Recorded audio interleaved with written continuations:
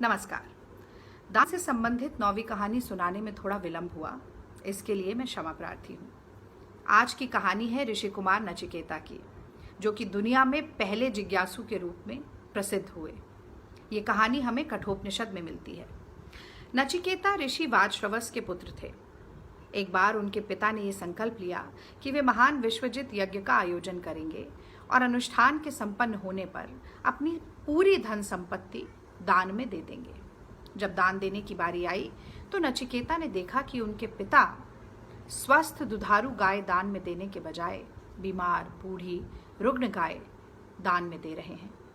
नचिकेता बालक ही थे, लेकिन बचपन से ही बुद्धि संपन्न होने के साथ साथ धर्मपरायण भी थे। वो जानते थे कि न देने योग्य चीज यदि दान में दी जाती है तो दाता का मंगल नहीं हो सकता। नचिकेता अपने पिता के पास गए और बोले, पिताजी, दान में तो अपनी सबसे प्रिय चीज दी जाती है। मैं भी तो आपको प्रिय हूं, तो ये बताइए आप मुझे किसे दान में दे रहे हैं। पिता ने सोचा बालक है, बेकार की बात कर रहा है, ध्यान नहीं दिया। नचिकेता कहाँ मानने वाले थे। उन्होंने फिर पूछा, पिताजी, मैं भी तो आपका धन हूं, आप मुझे किसे दान में दे रहे हैं। पिता ने फिर अनदेखी कर दी, लेकिन नचिकेता बार बार वही सवाल पूछते गए। अंत में पिता ने तंग आकर झुंझलाकर क्रोध में कहा, तू चाहता है ना मैं तुझे किसी को दान में दे दूं, जा तुझे मृत्यु को दान में दिया। नचिकेता हाथ जोड़कर खड़े हो गए, बोले, पिताजी, शरीर तो नश्वर है, जो धर्मपरायणता है, सदाचार है, उसका यश हमेशा बना रहता है। मैं आपकी आज्ञा का पालन करूंगा और तुरंत यमलोक की ओर प्रस्थान करूंगा।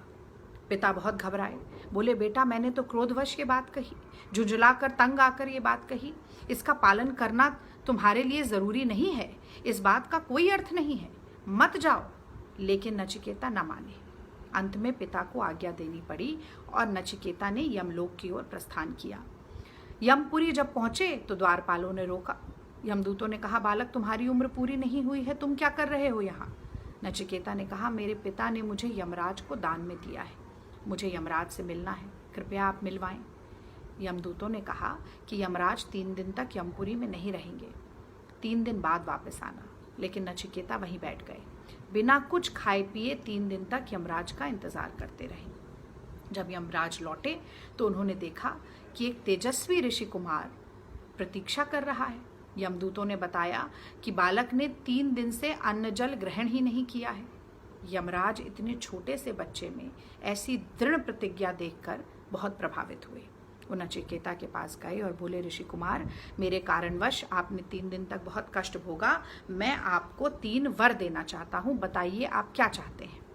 नचिकेता ने कहा, यमराज, पहले वर के रूप में आप मेरे पिता का मन मेरे प्रति शांत करिए, वो क्रोध रहित हो जाएं, मेरे प्रति प्रसन्न चित्त हो जाएं, और जब मैं वापस लौटूं तो वो स्नेहपूर्वक मुझे गले लगाकर अपने पुत्र के रूप में दोबारा स्वीकार करें। यमराज ने कहा, तथास्तु, अब दूसरा वर मांगो। नचिकेता ने कहा, दूसरे वर के रूप में आप मुझे स्वर्ग की साधनभूत अग्नि का गूढ़ रहस्य बताइए, यानी कि वो पवित्र अग्नि जो अनंत स्वर्ग का साधन बनती है, उसकी जानकारी मुझे दीजिए। यमराज ने वो ज्ञान भी उपलब्ध करवाया नचिकेता को और ये कहा कि आज से स्वर्ग की पवित्र अग्नि नचिकेताग्नि के रूप से जानी जाएगी। अब तीसरा वर मांगो। तीसरे वर के रूप में नचिकेता ने कहा, मुझे आत्म तत्व का ज्ञान चाहिए। जीवन क्या है, मृत्यु क्या है, मृत्यु के पश्चात शरीर और आत्मा की क्या संभावनाएं हैं, आत्मा का स्वरूप क्या है, मरने के बाद शरीर और आत्मा का क्या होता है। यमराज आश्चर्यचकित रह गए, बोले, इतना छोटा सा बालक इतना गूढ़ रहस्य जानना चाहता है। यमराज ने कहा कि नचिकेता, ये जानकारी, ये ज्ञान तो देवी देवताओं के पास भी नहीं है, बहुत दुर्लभ है, बहुत कठिन है, ये ज्ञान मैं तुम्हें उपलब्ध नहीं करा सकता। नचिकेता ने कहा, यमराज, अगर आप मुझे वर देना चाहते हैं तो मैं यही जानकारी चाहता हूं और कुछ नहीं। यमराज ने तरह तरह के प्रलोभन दिए, धन संपत्ति का लालच दिया, भोग की वस्तुओं का लालच दिया, दुर्लभ सुंदरियों का लालच दिया, लेकिन नचिकेता ना माने। और साथियों, जो ज्ञान नचिकेता ने प्राप्त किया, उस ज्ञान ने मानव जाति का कल्याण किया। मनुष्यों के आंसू पोंछने का काम किया। सबसे कठिन दौर में मनुष्य का ढांढस बंधाने का काम किया। 2 दिन पहले मेरी चाची सास की मृत्यु हुई। हमारा परिवार भी बहुत कठिन दौर से गुजर रहा है। रोज दुनिया में तमाम लोग ऐसे हैं जो अपने प्रियजनों को खो देते हैं। कोरोना के समय में जिनके घर परिवार के सदस्य गुजर जाते हैं, वो उनके पार्थिव शरीर को गले लगाकर रो भी नहीं पाते। ऐसे कठिन दौर में हिम्मत और हौसला दिलाने का काम ये ज्ञान करता है। जैसा कि मैंने कहा कि सृष्टि के नियम को समझाकर व्यक्ति को ढांढस बंधाने का, आंसू पोंछने का काम ये ज्ञान करता है। यमराज ने नचिकेता से कहा कि शरीर नश्वर है, पानी केरा बुदबुदा आसमानस की जात। मनुष्य का जीवन तो एक पानी के बुलबुले के समान है जो कभी भी नष्ट हो सकता है, लेकिन आत्मा नित्य है, शाश्वत है, सनातन है। वो शरीर में रहते हुए भी शरीर रहित है, तमाम अस्थिर पदार्थों में व्याप्त होते हुए भी सदा स्थिर बनी रहती है। आत्मा अजर है, अमर है। ये सृष्टि का नियम है। जो व्यक्ति जन्म लेता है वो एक दिन जरूर अपने प्राणों को त्यागता है, लेकिन जो आत्मा है वो तो कण कण में व्याप्त है। आत्मा कभी नष्ट नहीं हो सकती। साथियों, जैसा कि गीता में भी लिखा है, नैनम छिन्दन्ति शस्त्राणि नैनम दहति पावकः न चैनम क्लेदयन्त्यापो न शोष्यति मारुतः। आत्मा को शस्त्र नहीं मार सकता, अग्नि नहीं जला सकती, जल नहीं भिगो सकता और ना ही वायु नष्ट कर सकती है।